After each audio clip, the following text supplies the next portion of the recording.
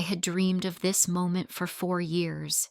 Graduating summa cum laude from nursing school, finally holding that diploma that represented countless sleepless nights, endless studying, and 3 part-time jobs to pay my own way. The graduation ceremony had been beautiful, and now we were celebrating at Romano's, the most expensive steakhouse in town. My parents had insisted on this dinner, inviting my grandparents, aunts, and uncles to witness what should have been my proudest achievement. But when I announced my job offer at Children's Hospital of Philadelphia, my father's face turned crimson with rage. "Nursing! After everything we sacrificed!" he bellowed, his voice carrying across the elegant dining room. "We wanted a lawyer in the family, not some bedpan cleaner." The entire restaurant fell silent as my mother nodded in agreement, her cold eyes piercing through me. Then came the words that shattered my world. "We wish you were never born, Carly. You're nothing but a disappointment."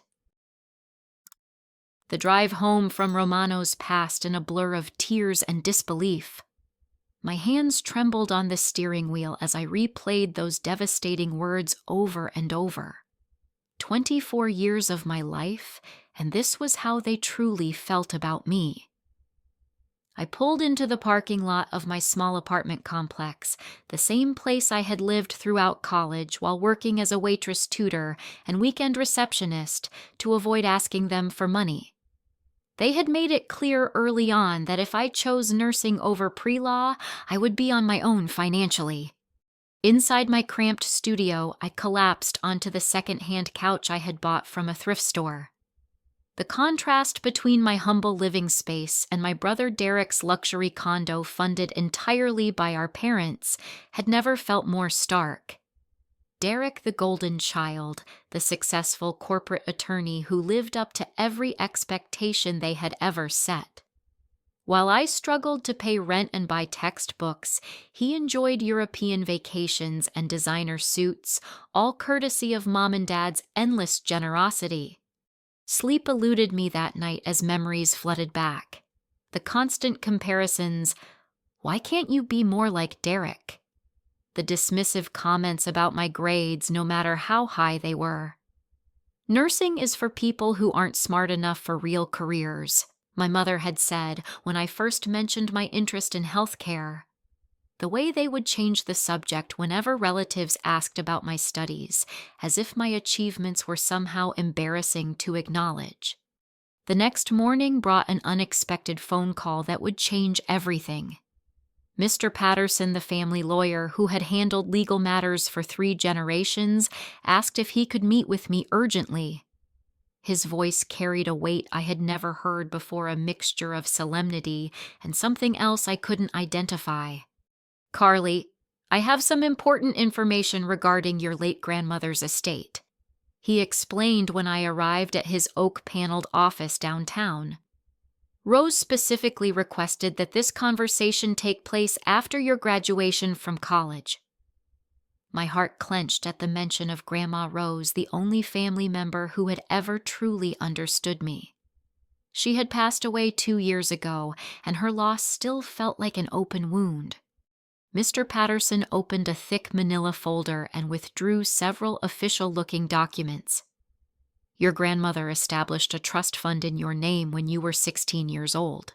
She witnessed the treatment you received from your parents and wanted to ensure your future security." My breath caught in my throat as he continued. "The trust matured yesterday on your graduation day. Carly, you are now the sole beneficiary of $200,000 plus full ownership of your grandmother's house in Camden, Maine." The room seemed to spin around me. $200,000. Complete financial independence. The Victorian cottage by the sea where I had spent the happiest summers of my childhood, listening to Grandma Rose's stories on the wraparound porch, while the ocean breeze carried the scent of salt and pine. "There's more," Mr. Patterson added, his eyes softening with what looked like admiration. "Your grandmother included a letter for you." With shaking hands, I opened the cream-colored envelope that bore my name in her familiar handwriting. "My dearest Carly," the letter began, "if you are reading this, it means you have achieved your dream of becoming a nurse despite the obstacles placed in your path. I have watched your parents diminish your light for too long, and I refuse to let them control your future. This inheritance is not charity, my darling girl. It is recognition of your strength, your compassion, and your unwavering determination to help others. You have always been the best of us, and now you have the freedom to soar without anyone clipping your wings. Live boldly, love deeply, and never let anyone make you feel small again. All my love, Grandma Rose." Tears streamed down my face as the full magnitude of this gift settled over me. I wasn't trapped. I wasn't dependent on parents who viewed my dreams as failures. For the first time in my life, I had the power to walk away completely, to disappear from their lives just as they had wished. The irony was perfect, almost poetic in its justice. The next 2 weeks became a master class in methodical planning. I approached my disappearance with the same precision I had used to excel in my nursing studies, creating detailed lists and timelines to ensure nothing would be left to chance. Every decision was calculated, every step designed to make my absence permanent and complete. My best friend Sarah became my only confidant and ally in this elaborate vanishing act. We had been roommates freshman year before I moved to the cheaper studio apartment, and she understood better than anyone the emotional toll my family had taken on me over the years. "You're really going to do this," she said as we sat in her kitchen surrounded by boxes and packing tape. "You're actually going to disappear." "They got their wish," I replied carefully, wrapping my nursing school textbooks in newspaper. "They wanted a world where I was never born, so I'm going to give them exactly that." The first step was establishing my digital disappearance.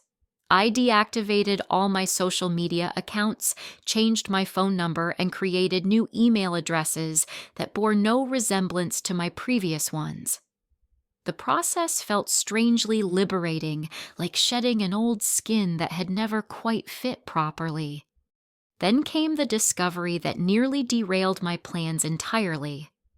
While transferring money from my old bank account, I noticed several unauthorized access attempts on my financial records. A quick conversation with the bank manager revealed that my parents had been monitoring my account through a joint checking account we had established when I was 17. They had been tracking my spending, my salary from part-time jobs, even my modest savings. This is why they always seemed to know when I was struggling financially, I realized, feeling sick to my stomach. Even my small attempts at independence had been under their surveillance, my privacy violated in ways I was only now beginning to understand. I immediately closed all accounts at that bank and transferred every penny to a new financial institution across town, using only my social security number and driver's license for identification. The freedom of knowing my financial business was finally my own felt almost dizzying. The job search proved surprisingly easy. Children's hospitals were always in need of qualified nurses, and my academic record spoke for itself.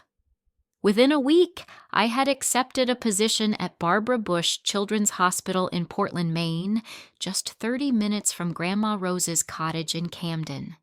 The salary was generous, the benefits excellent, and best of all, it was 500 miles away from my family's reach.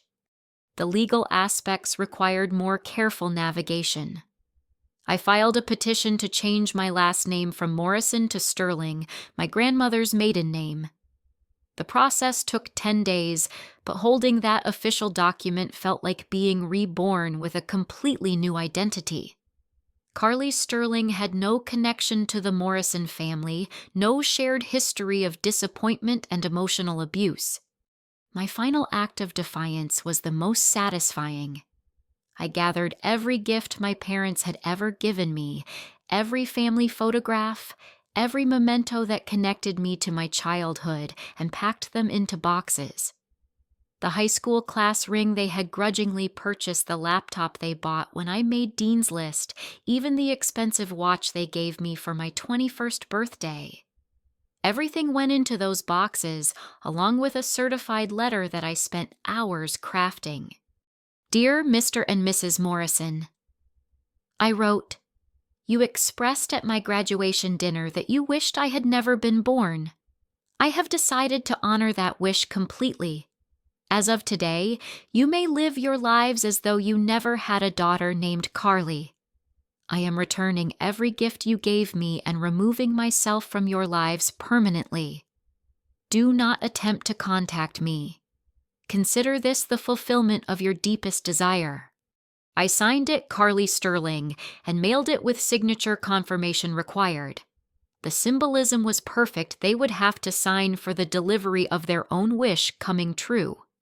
Sarah drove me to the storage unit where I had placed everything that wouldn't fit in my car for the move to Maine. Are you sure about this? She asked as we loaded the last box. Once you drive away, there's no going back. I looked around at the life I was leaving behind.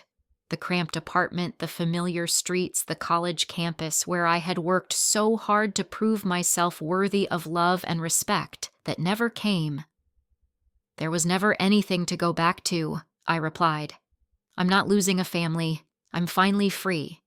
6 months later, I barely recognized the person I had become. Camden, Maine welcomed me like a warm embrace, its picturesque harbor and historic downtown, providing the perfect backdrop for my new beginning. Grandma Rose's Victorian cottage, painted soft yellow with white gingerbread trim, sat on a bluff overlooking Penobscot Bay. I spent my first month off work renovating the interior, stripping away years of neglect, and restoring the home to its former glory. The hardwood floors gleamed under fresh coats of polyurethane, and I painted each room in colors that spoke to my soul: sage green for the kitchen, soft lavender for the bedroom, warm cream for the living room with its stone fireplace. Every choice was mine alone, every decision made without having to consider anyone else's opinion or approval. The freedom felt intoxicating. At Barbara Bush Children's Hospital, I discovered a passion for pediatric nursing that exceeded even my highest expectations. Working with young patients challenged me in ways that nursing school never could, requiring not just medical expertise, but emotional intelligence and creative problem-solving. The children responded to my gentle approach, and their parents often thanked me for the comfort I provided during their most frightening moments. My colleagues welcomed me warmly, never questioning my lack of local connections or family nearby. To them, I was simply Carly Sterling, the dedicated nurse from Pennsylvania who had fallen in love with Maine's coastal beauty. No one knew about the Morrison family or the painful history I had left behind. It was during my 3rd month at the hospital that I first encountered Dr. Marcus Webb, the pediatric surgeon whose reputation preceded him throughout the facility. Tall and broad-shouldered, with prematurely gray hair and kind brown eyes, he possessed an easy confidence that put both patients and staff at ease. Our first conversation occurred in the pediatric intensive care unit, where we were both caring for a 7-year-old boy recovering from emergency surgery. "You have a gift with children," Dr. Webb observed as I helped the young patient navigate his first post-operative meal. "Tommy hasn't smiled for anyone since his surgery, but he's practically giggling with you." I felt heat rise to my cheeks at the unexpected compliment. "Children are honest about their feelings," I replied. "They respond to genuine care, not medical authority." "Marcus," he said, extending his hand with a warm smile. And I couldn't agree more. Our professional relationship developed naturally over the following weeks. Marcus began seeking my input on difficult cases, valuing my perspective on patient care and family dynamics. He had a dry sense of humor that caught me off guard, often making observations about hospital politics that left me laughing despite myself. But as Marcus began showing obvious interest in spending time with me outside of work, I found myself building walls I hadn't even realized existed. Conversations about my background were deflected with vague references to family back in Pennsylvania. Invitations to hospital social events were politely declined. I had worked too hard to create this new life to risk having someone discover the truth about my past. Marcus proved remarkably patient with my reluctance to open up. Instead of pushing for personal information, he shared stories about his own life, his childhood in rural Vermont, his decision to pursue pediatric surgery after his younger sister's battle with cancer, his love for sailing and weekend trips to nearby islands. Slowly, carefully, I began to let my guard down. We started having coffee together during break times, discussing everything from medical ethics to our favorite novels. Marcus introduced me to sailing, taking me out on his 30-foot sloop on calm weekend afternoons when the ocean sparkled like diamonds under the Maine sunshine. For the first time in my adult life, I experienced what it felt like to be valued for who I truly was, not measured against impossible standards or found lacking in comparison to someone else's achievements. Marcus saw my dedication to my patients, my intelligence, my dry wit, and my growing confidence in my new environment. He never made me feel like I needed to be anyone other than exactly who I was. The happiness I discovered in those months felt almost foreign, as if I were experiencing emotions that belonged to someone else. I would catch myself smiling for no reason while walking along Camden's harbor or laughing out loud at something funny Marcus had said hours earlier. The constant tension I had carried in my shoulders for years began to fade, replaced by a sense of peace I had never known was possible. Then, just as I was beginning to believe I could truly leave my past behind forever, the phone call came that shattered my carefully constructed sanctuary. Derek's voice on the other end of the line sent ice through my veins. I had blocked my parents' numbers but forgotten about my brother, assuming he would respect my decision to disappear. His first words confirmed that assumption had been a mistake. "Carly, thank God I found you," he said, his voice tight with stress and exhaustion. "We need to talk. Mom and Dad are in serious trouble and I don't know what to do anymore." I nearly hung up immediately, but something in his tone stopped me. Derek had always been confident to the point of arrogant, secure in his position as the favorite child. This version of my brother sounded broken, desperate in a way I had never heard before. "They're falling apart," he continued before I could respond. "Dad lost his partnership at the firm last month. There was some kind of ethics violation, and now his career is basically over. Mom hasn't left her bedroom in weeks. She just keeps asking where you are over and over, like she's stuck in some kind of loop." The irony wasn't lost on me. The parents who had wished I had never been born were now suffering because of my absence. But instead of satisfaction, I felt only a hollow emptiness, as if the news was happening to strangers rather than the people who had raised me. They hired a private investigator, Carly. Derek said, his voice dropping to an urgent whisper. "They're spending everything they have left trying to find you. I tried to talk them out of it, but they won't listen. They're obsessed." The call ended with Derek begging me to contact them to give them some sign that I was alive and safe. I hung up and immediately changed my phone number again, but the damage was done. The peaceful bubble I had created around my new life had been punctured, and I could feel the poison of my old reality seeping back in. Marcus noticed my distraction immediately. "Everything okay?" he asked during our next coffee break, his concerned gaze searching my face. "Just some family drama back home," I replied, the half-truth tasting bitter on my tongue. He squeezed my hand gently. "If you ever want to talk about it, I'm here." I wanted to tell him everything, the cruel words at graduation dinner, the inheritance that had set me free, the elaborate disappearance I had orchestrated to escape a family that had never valued me. But the risk felt too great. What if he judged me for abandoning my parents? What if he thought I was cold and heartless for cutting off all contact? What if he realized that the woman he was falling in love with was really just a damaged person running from a painful past? Instead, I smiled and changed the subject, adding another brick to the wall I was building around my heart, even as I knew that wall might eventually cost me the first real love I had ever found.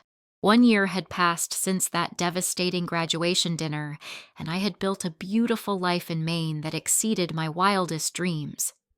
Marcus and I had been dating for 8 months, and just last week he had proposed during a sunset sail around Camden Harbor.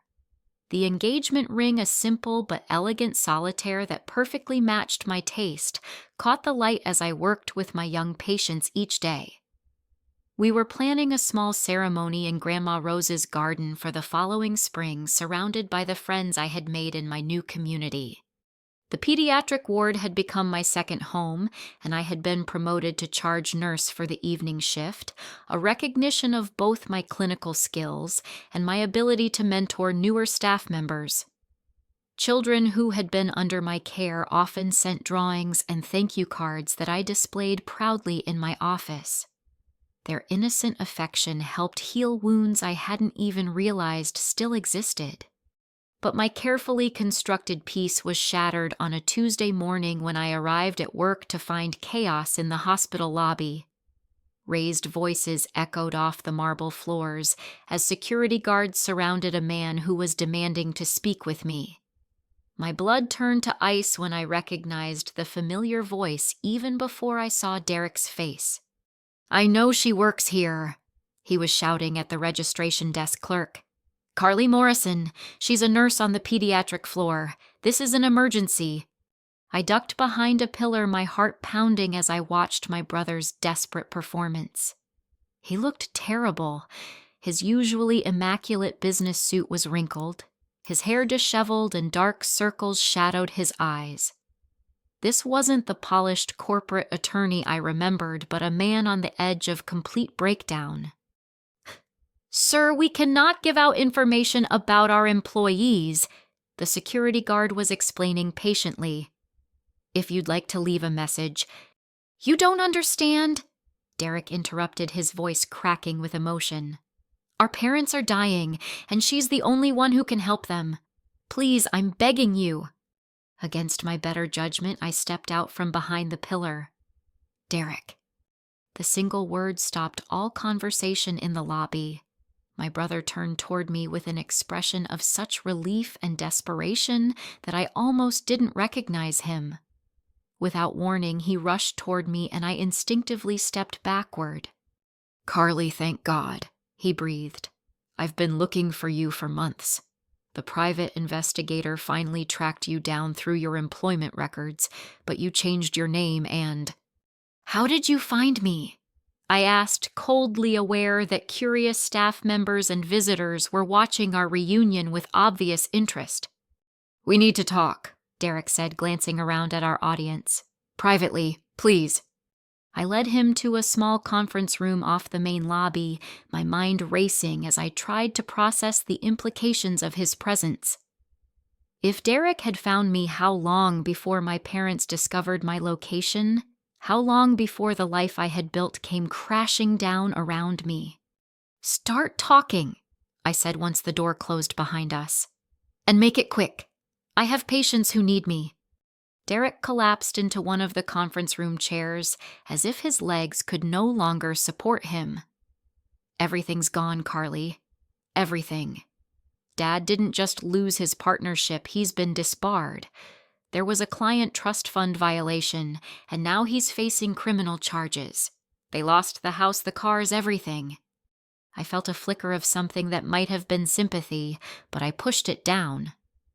"That's not my problem. Mom tried to kill herself. Derek said quietly, his words hitting me like a physical blow. 3 weeks ago. I found her in the garage with the car running. She's been in psychiatric care ever since, and she won't speak to anyone except to ask where you are. The conference room suddenly felt too small, too warm. I gripped the edge of the table to steady myself, fighting against the flood of emotions threatening to overwhelm my carefully maintained composure. They're obsessed with finding you. Derek continued, his voice barely above a whisper. Dad spends 18 hours a day calling private investigators and searching online. Mom just sits in her hospital bed asking when you're coming home. The doctors say she's experiencing a complete psychological break. Stop, I said sharply. I don't want to hear this. There's more, Derek said, and something in his tone made me look at him directly for the first time since he had arrived. I need to tell you something about our family that you don't know. Something that explains a lot about why Mom and Dad treated you differently. I felt a chill of foreboding. What are you talking about? Derek took a deep breath before continuing. We're both adopted, Carly. Mom and Dad couldn't have biological children, so they adopted both of us when we were babies. But here's the part you don't know.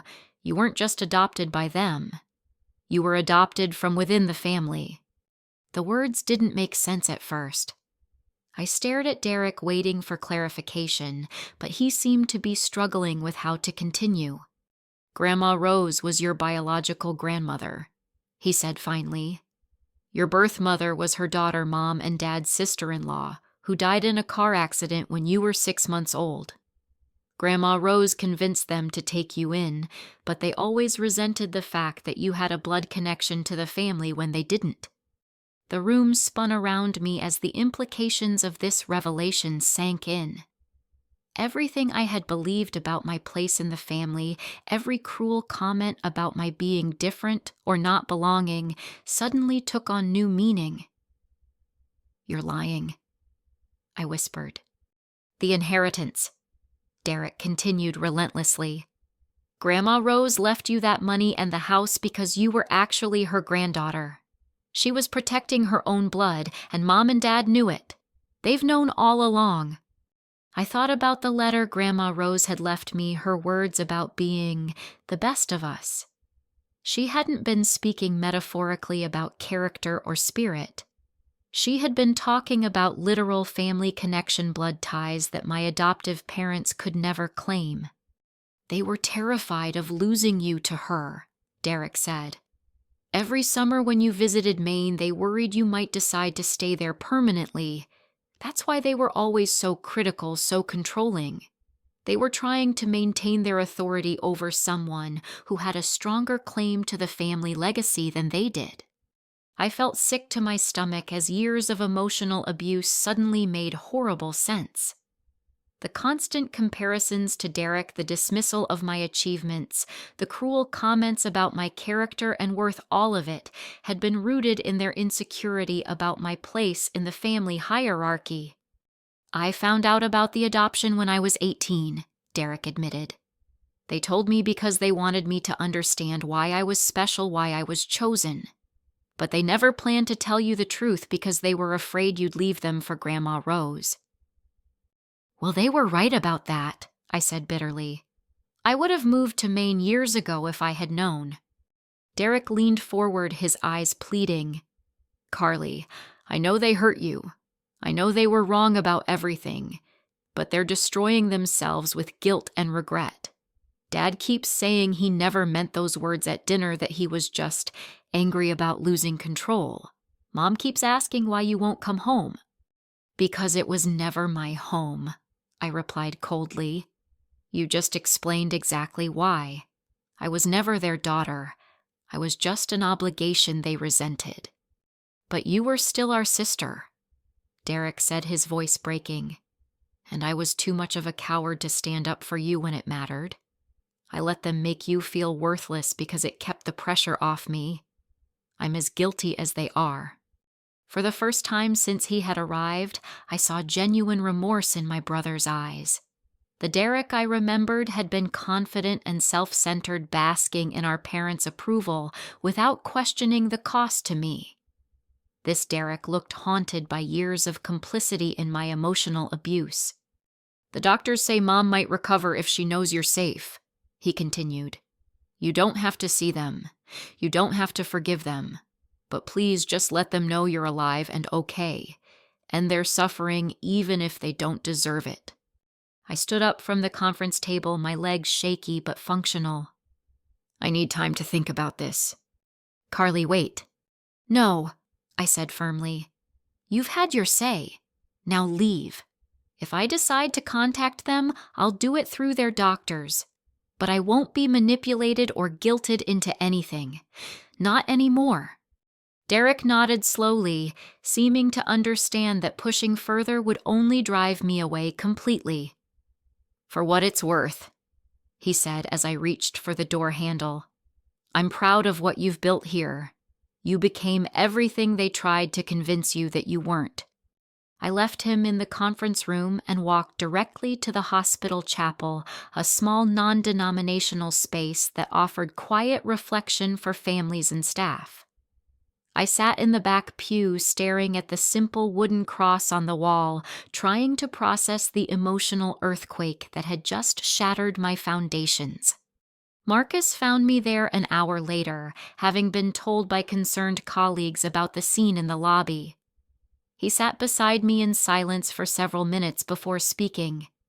"Want to tell me what that was about?" he asked gently. For the first time since I had arrived in Maine, I told him everything. The graduation dinner, the inheritance, my elaborate disappearance, the family secrets Derek had just revealed. I spoke for nearly an hour, my voice steady and emotionless, as I laid bare the painful history I had worked so hard to escape. When I finished, Marcus was quiet for a long moment. "What do you want to do?" he asked finally. "I don't know," I admitted. Part of me wants to ignore all of this and pretend Derek never found me. But another part of me wonders if I'll ever have peace if I don't face this somehow. Marcus took my hand, his thumb tracing circles across my knuckles. "Whatever you decide, I'll support you completely. But remember that you're not the same person who left Pennsylvania a year ago. You're stronger now, more confident. You don't have to be afraid of them anymore." He was right, I realized. The scared, desperate young woman who had fled from her graduation dinner no longer existed. In her place was someone who had built a successful career, loving relationships, and a beautiful life entirely through her own efforts. I had proven to myself and the world that I was worthy of love and respect. The question now was whether I was strong enough to face my past without letting it destroy my future. Against Marcus's gentle advice and my own better judgment, I found myself driving south 3 days later, my hands gripping the steering wheel as I navigated the familiar highways that led back to Pennsylvania. The 5-hour journey from Camden to the psychiatric facility where my mother was receiving treatment felt both endless and far too short. The Willow Creek Mental Health Center sat on a sprawling campus of brick buildings surrounded by carefully maintained gardens. It was the kind of place wealthy families chose when they needed discreet, high-quality psychiatric care, exactly what I would have expected my status-conscious parents to select. Derek met me in the parking lot looking even more exhausted than he had at the hospital 3 days earlier. "I can't believe you actually came," he said, his voice filled with a mixture of relief and apprehension. "I'm not making any promises," I warned him as we walked toward the main entrance. "I'm here to see for myself what's happening, nothing more." The interior of the facility was designed to feel more like a high-end hotel than a medical institution, with warm wood paneling, soft lighting, and comfortable seating areas. But the underlying clinical atmosphere was unmistakable. The locked doors, the staff badges, the quiet conversations between doctors and worried family members. Dr. Patricia Chen, the attending psychiatrist overseeing my mother's care, met us in her office before the visit. A woman in her 40s, with kind eyes and a direct manner, she explained my mother's condition with clinical precision, tempered by obvious compassion. Your mother is experiencing what we call a major depressive episode with psychotic features, Dr. Chen explained. She's become fixated on your absence to the point where it dominates her thoughts completely. She rarely speaks except to ask about your whereabouts, and she's shown little interest in participating in therapy or treatment. What about my father? I asked, though part of me wasn't sure I wanted to know. He's not a patient here, but he visits daily, Dr. Chen replied. His behavior suggests severe depression and anxiety. He's lost a significant amount of weight and his appearance has deteriorated markedly. The nursing staff reports that he often breaks down crying when he thinks no one is watching. The clinical descriptions of my parents' suffering should have affected me more than they did. Instead, I felt a strange disconnection, as if Dr. Chen were discussing strangers rather than the people who had raised me. They've both expressed deep remorse about the things they said to you, Dr. Chen continued. Your father in particular seems consumed by guilt over his words at your graduation dinner. He's told staff members repeatedly that he didn't mean what he said, that it was the worst mistake of his life. Are you suggesting I'm responsible for their condition? I asked, feeling a familiar defensive anger rising in my chest. Not at all, Dr. Chen replied firmly. I'm simply providing context for what you're about to see. Whatever you choose to do or say is entirely your decision. My only request is that you be aware of how fragile they both are right now. The walk down the hallway to my mother's room felt like a journey through time, each step taking me further back toward a version of myself I had worked hard to leave behind. Derek walked beside me, his nervous energy palpable as we approached the door. Nothing could have prepared me for what I saw when we entered that room.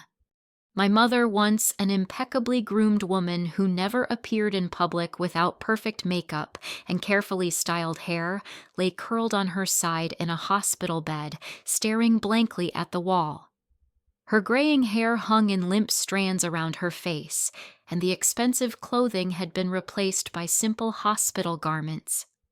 She looked decades older than her 58 years, as if grief had aged her at an accelerated pace.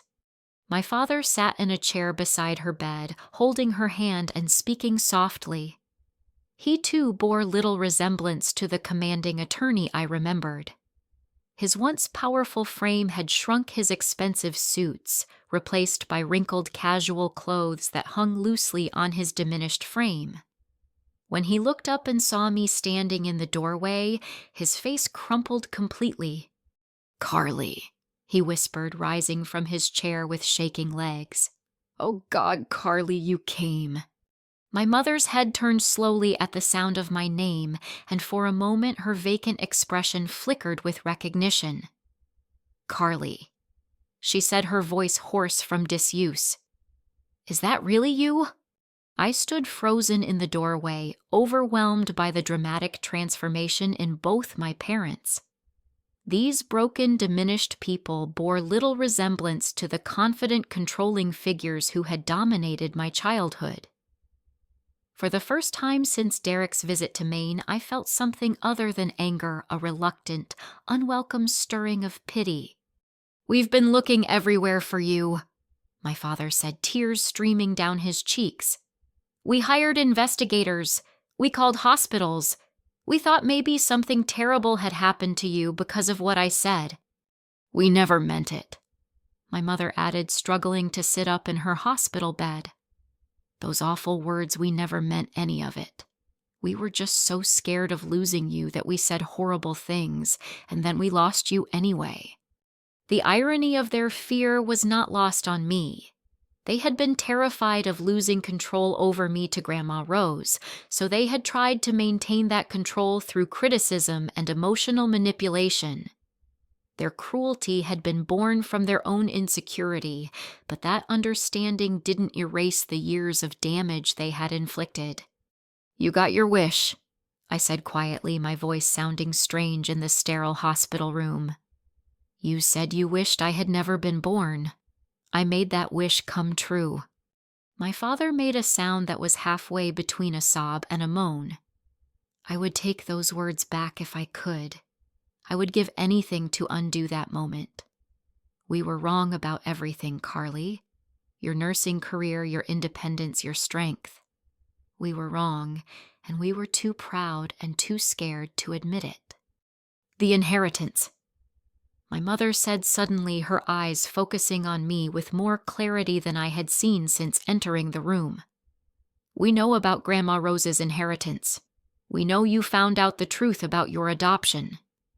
Derek shifted uncomfortably beside me, confirming that this revelation hadn't been his idea. "We were jealous."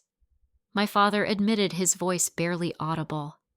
"Rose loved you in a way she never loved Derek or us, and we resented that connection.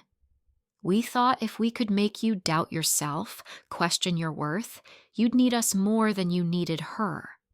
Instead, we drove you away completely," my mother added. "And Rose's letter, the one Mr. Patterson gave you, it said everything we should have been saying all along.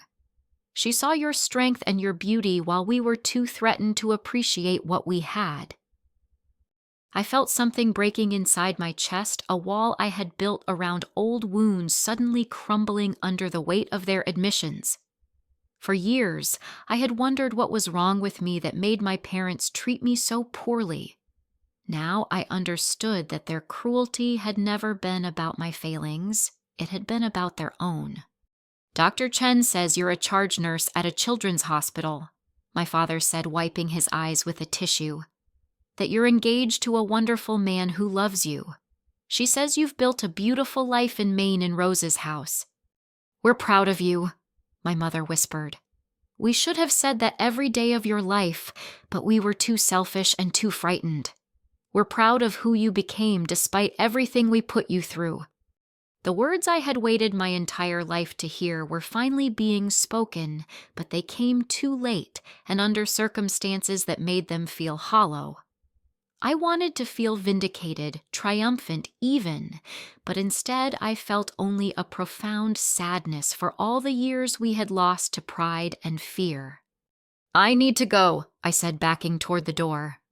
"Wait," my father called out, struggling to his feet. "Will you come back? Will you give us a chance to do better?" I paused in the doorway, looking back at these two broken people who had once held absolute power over my happiness. "I don't know," I said honestly. "I need time to think." As I walked back down that hospital hallway, Derek trailing silently behind me, I realized that seeing my parents in their diminished state hadn't brought the satisfaction I had expected. Instead, it had opened wounds I thought had healed, forcing me to confront the complicated reality that even people who hurt us deeply can suffer consequences for their actions. The drive back to Maine felt different than the journey south. I was returning to my sanctuary with new information, new perspectives, and new questions about forgiveness, justice, and the possibility of redemption.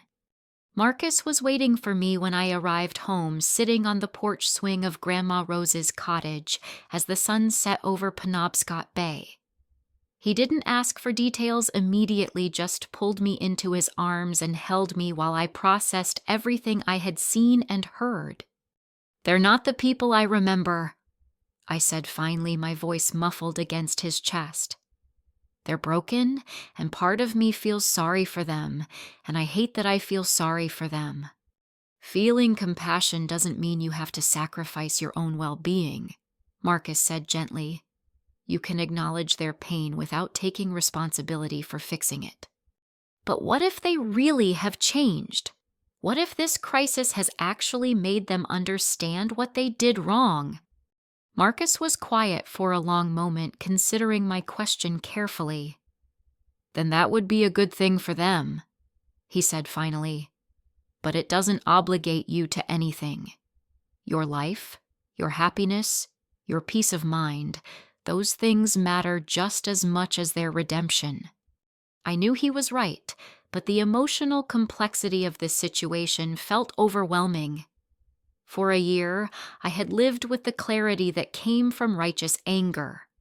Now that anger was muddied by pity understanding and the unwelcome recognition that my parents were flawed humans rather than simple villains. The question that kept me awake that night was whether true healing required forgiveness or whether some wounds were too deep to ever fully close. For 2 weeks after my visit to the psychiatric facility, I struggled with a decision that felt impossible to make. Marcus watched me wrestle with my emotions, offering support without judgment, while I tried to untangle years of hurt from the possibility of genuine change. The peaceful life I had built in Maine felt fragile now, threatened by the emotional upheaval that my family's crisis had brought back into my world. Finally, I knew what I had to do, but it would be on my terms with boundaries that protected everything I had worked to build. I spent an entire weekend crafting a letter that would either begin a new chapter in our family's story or end it permanently. Every word was chosen carefully, every condition outlined with the precision of a legal document. This would not be an emotional plea or an unconditional reconciliation. This would be a business proposition with clear expectations and consequences. Dear Mr. and Mrs. Morrison, I began deliberately using their formal names rather than acknowledging any parental relationship. The distance felt necessary, protective. Derek has informed me of your current circumstances and your desire to reestablish contact. After careful consideration, I am willing to explore the possibility of limited communication under the following non-negotiable conditions. First, you must both complete a minimum of 90 days of intensive individual therapy with licensed professionals who specialize in family trauma and emotional abuse. You must also participate in family therapy sessions with a qualified mediator before any face-to-face contact occurs. Second, you must acknowledge in writing to both me and your therapists the specific ways your behavior was emotionally abusive and the long-term impact it had on my psychological well-being. General apologies or explanations about your motivations are insufficient. Third, you must respect my independence completely. This includes my career choices, my living situation, my relationship with Marcus, and my decision to use the surname Sterling. Any attempts to control, manipulate, or criticize my life decisions will result in immediate and permanent cessation of all contact. Fourth, Derek must also participate in family therapy to address his role in enabling your behavior through his silence and complicity. Fifth, if these conditions are met and supervised meetings proceed positively, any future relationship will be entirely separate from my life in Maine. You may not visit my home, meet my friends, or intrude on the community I have built here without explicit invitation. I want to be clear that completing these requirements does not guarantee reconciliation or forgiveness.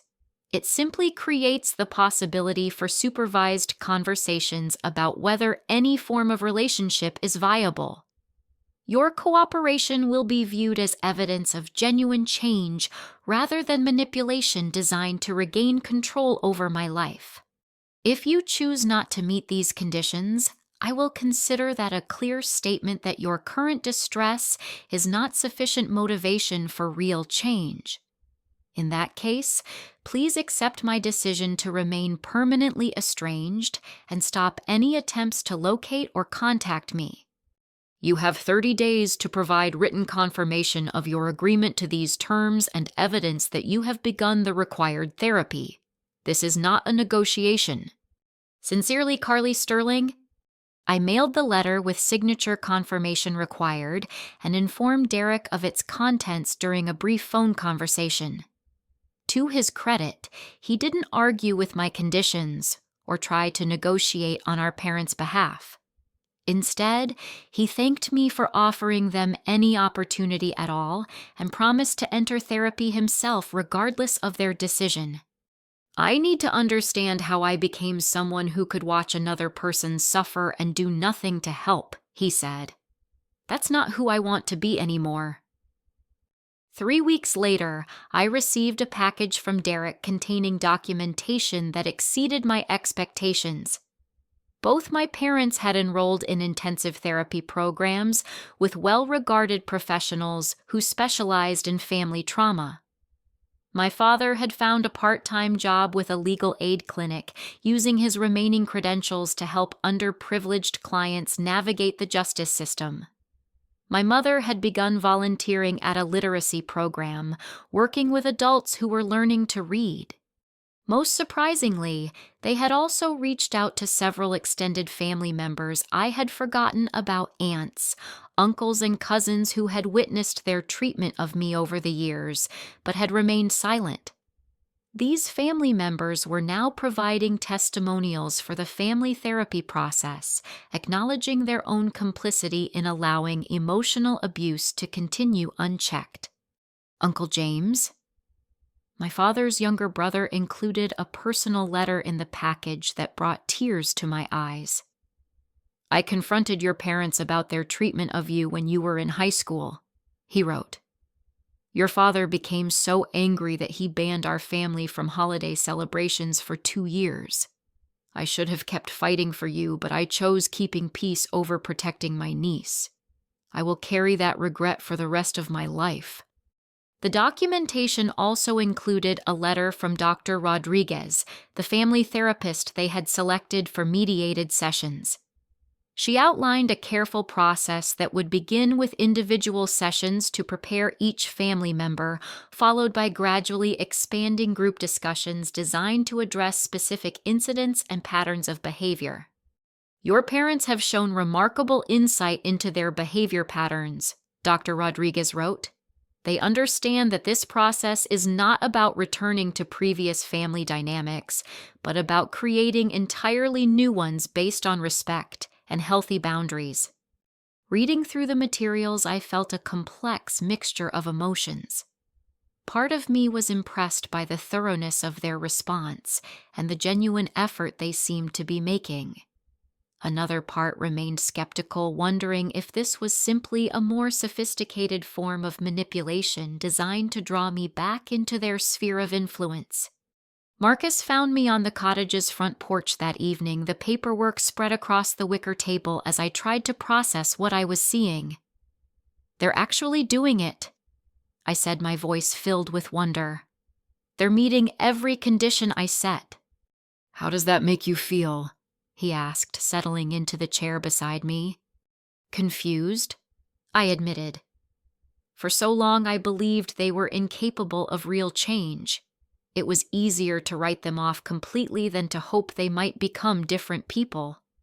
But this suggests they really are trying to understand what they did wrong.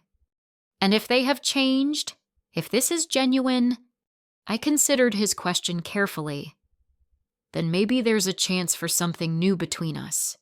Not the old parent-child dynamic, because that was poisoned from the beginning. But maybe some kind of adult relationship based on mutual respect.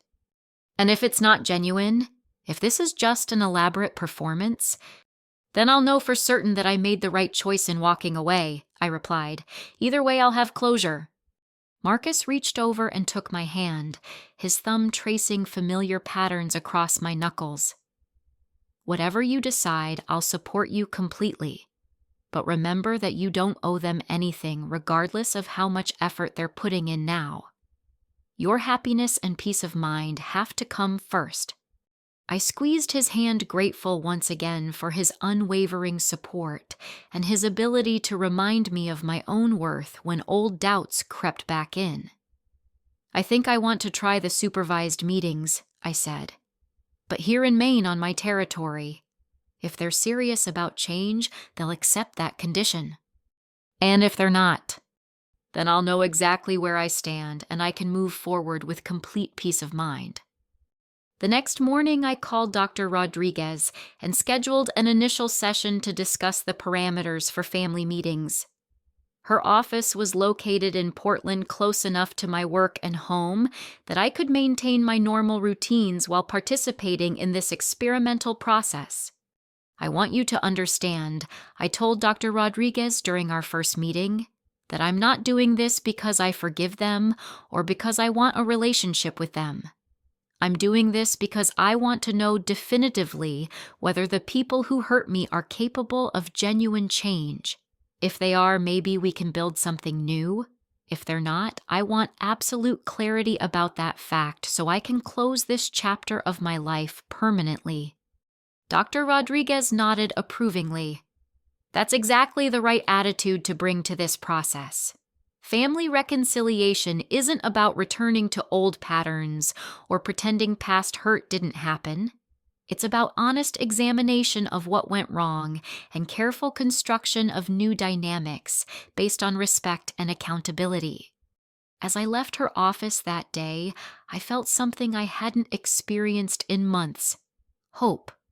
Not hope for a fairy tale reconciliation or a magical healing of all past wounds, but hope for clarity, for closure, and for the possibility that people really could change if they were motivated enough to do the hard work required.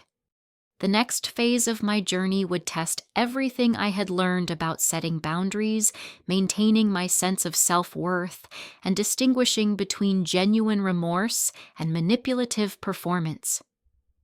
Whatever the outcome, I would face it from a position of strength, surrounded by people who loved and supported me in a life I had built entirely through my own efforts. For the first time since Derek had appeared in my hospital lobby, I felt ready for whatever came next. 6 months later, I stood in the sunroom of Dr. Rodriguez's office, looking out at the Portland harbor while I waited for what would be our final family session. The journey to this moment had been more challenging and more rewarding than I could have imagined when I first agreed to attempt supervised reconciliation. The early sessions had been brutal. My parents arrived looking hollow and aged, their former confidence replaced by a nervous humility that felt almost foreign. They had completed their required individual therapy and were prepared to discuss specific incidents from my childhood with clinical precision.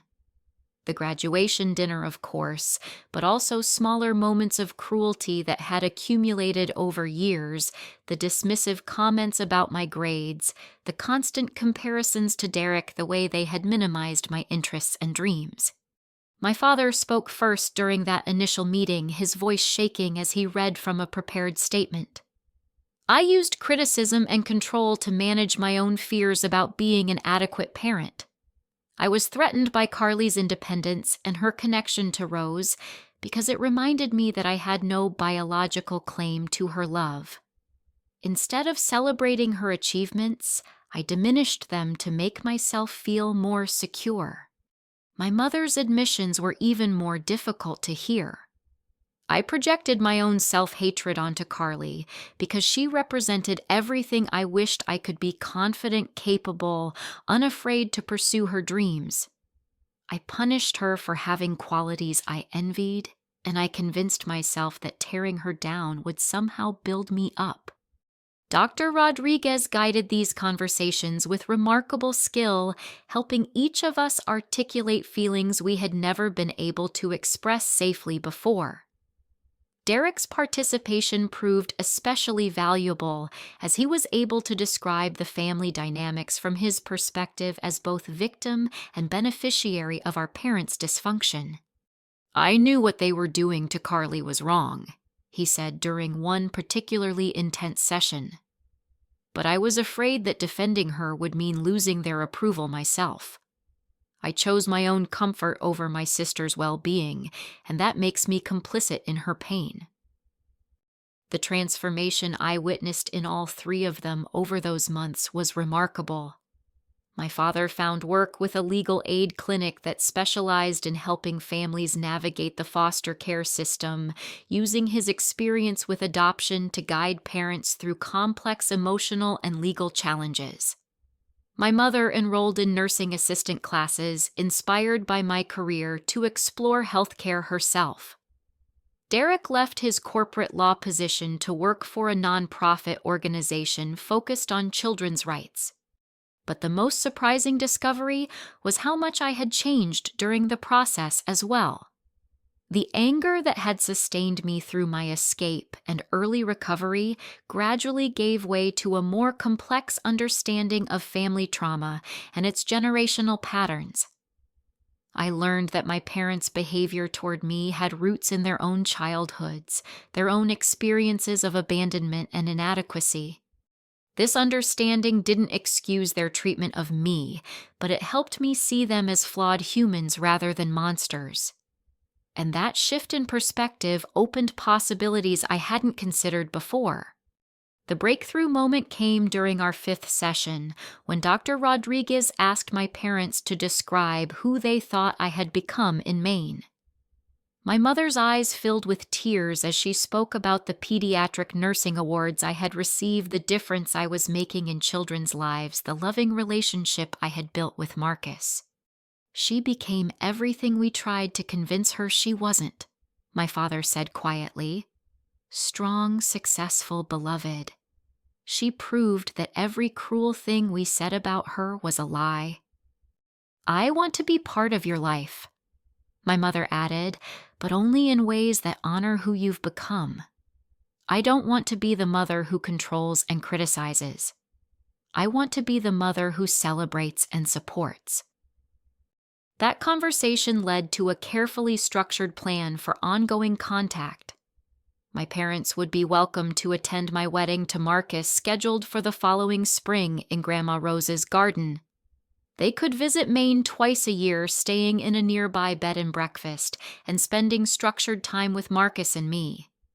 All communication would flow through scheduled phone calls and emails, with the understanding that any attempts to revert to old patterns would result in immediate suspension of contact. Most importantly, they would continue therapy both individually and as a family unit, working to address the deep-seated issues that had created such dysfunction in the first place. Now, as I prepared for what Dr. Rodriguez had designated as our graduation session, I reflected on how much all of our lives had changed. The scared, angry young woman who had walked away from that graduation dinner no longer existed. In her place was someone who had learned that strength didn't require cutting off all connections to painful relationships. Sometimes it meant setting boundaries that allowed for growth and change while protecting your own well-being. My parents arrived promptly, their appearance now reflecting the emotional work they had been doing. My father had regained some weight and carried himself with quiet dignity rather than desperate anxiety. My mother smiled warmly when she saw me, but respected my physical boundaries by waiting for me to initiate any contact. "This feels different," my mother observed as we settled into our familiar circle of chairs. "For the first time in years, I'm not afraid of saying the wrong thing because I understand now what the wrong things actually were." "We've all learned to communicate more honestly," Dr. Rodriguez noted. "Carly, how do you feel about the progress that's been made?" I considered her question carefully before responding. "I feel hopeful in a way I didn't think was possible 6 months ago. Not hopeful that we'll ever have the kind of close family relationship that some people enjoy, but hopeful that we can have a respectful adult relationship that acknowledges our shared history while protecting everyone's emotional health." "What would you like to say to your parents as we conclude this process?" Dr. Rodriguez asked. I looked at the two people who had caused me so much pain, but who had also worked harder than I ever expected to understand and change their behavior. "I appreciate the effort you've put into this process. I can see that you're genuinely trying to become different people, and I respect that commitment. I'm willing to continue building a new kind of relationship with you, one that honors who we all are now, rather than trying to recreate something that never worked in the first place." My father nodded, his eyes bright with tears he managed not to shed. "We know we can never undo the damage we caused," he said. "But we want to spend whatever time we have left proving that we finally understand what we lost and why we were wrong to treat you the way we did. The young woman you've become," my mother added, accomplished, confident, surrounded by people who love and respect her, "she's everything we should have encouraged you to be from the beginning. We're not asking for forgiveness we haven't earned. We're just grateful for the chance to know who you really are." 3 months later, Marcus and I were married in Grandma Rose's garden on a perfect Maine morning in late May. The ceremony was small and intimate, attended by the friends I had made in Camden, colleagues from the hospital, and yes, my parents and Derek. They sat in the back row, dressed simply and behaving impeccably, their presence adding to, rather than detracting from, the joy of the occasion. When Marcus and I exchanged vows beneath the apple tree where Grandma Rose used to read me stories during those magical childhood summers, I spoke about the journey that had brought us together. "You loved me when I was still learning to love myself," I told him. "You saw my worth when I was still discovering it. You supported my healing when I was still figuring out what healthy relationships could look like." During the reception, my father approached Marcus with obvious nervousness. "I want to thank you for loving our daughter and for supporting her through this difficult process," he said. "She's lucky to have you, but I think you're lucky to have her too." Marcus shook his hand warmly. "She's the strongest person I know," he replied. "What she's accomplished both professionally and personally is remarkable. You should be very proud of her." "We are," my father said simply. "Finally we are." My mother's contribution to the wedding was more subtle, but equally meaningful. She had learned to knit during her therapy as a way of managing anxiety, and she presented Marcus and me with a beautiful throw blanket in soft blues and greens that perfectly matched our cottage's color scheme. "For your new home," she said as I unwrapped the gift. "Something warm and comforting that you can keep forever." I understood the symbolism immediately. She was offering something beautiful and useful, created with her own hands, and given without expectation of anything in return. It was the kind of gift a mother should give her daughter, something that added joy to her life without imposing obligation or guilt. As the evening wound down and our guests began to depart, Derek pulled me aside for a private conversation. "I know this process has been difficult for everyone," he said, "but I want you to know how much it's meant to me to see you happy and successful. For years I felt guilty about the advantages I had while you struggled. Now I understand that the greatest gift I can give you is to become someone worthy of being your brother." "You're getting there," I said, and I meant it. "We're all getting there." As Marcus and I sat on our porch swing later that night, still wearing our wedding clothes and watching the moonlight dance on Penobscot Bay, I reflected on the extraordinary journey that had brought me to this moment of perfect contentment. "Any regrets?" Marcus asked, his arm around my shoulders as we swayed gently in the coastal breeze. "None," I said without hesitation. "Every painful step led me here, to this house, to this life, to you. Even the worst moments served a purpose." "What purpose was that?" I considered his question as I watched a lobster boat return to harbor, its running lights twinkling in the darkness. "They taught me that my worth isn't determined by other people's ability to recognize it. They showed me that I could survive rejection, criticism, and even hatred from the people who were supposed to love me unconditionally. Most importantly, they proved that I had the strength to build something beautiful from nothing." Marcus kissed the top of my head, his lips warm against my hair. "And what would you tell someone going through something similar?" I thought about all the young people I had encountered in my work who were struggling with family rejection, emotional abuse, and the devastating realization that the people who should protect them were actually causing them harm. I would tell them that sometimes the greatest gift we can give ourselves is the courage to walk away from those who don't value us, I said slowly. But I would also tell them that walking away doesn't have to mean giving up hope for change. Sometimes that same courage that allows us to leave can eventually transform everyone involved. The key is setting boundaries that protect your worth while leaving room for genuine growth. I paused, watching the lighthouse beam sweep across the water in its eternal rhythm. True strength isn't about holding grudges or cutting people off forever, but it's also not about accepting treatment that diminishes your spirit. It's about knowing your value so clearly that you can distinguish between people who honor it and people who don't, and then having the wisdom to surround yourself with those who see your light and want to help it shine brighter. Marcus squeezed my hand, and I could hear the smile in his voice when he spoke. That sounds like wisdom worth sharing. Maybe someday I will, I replied.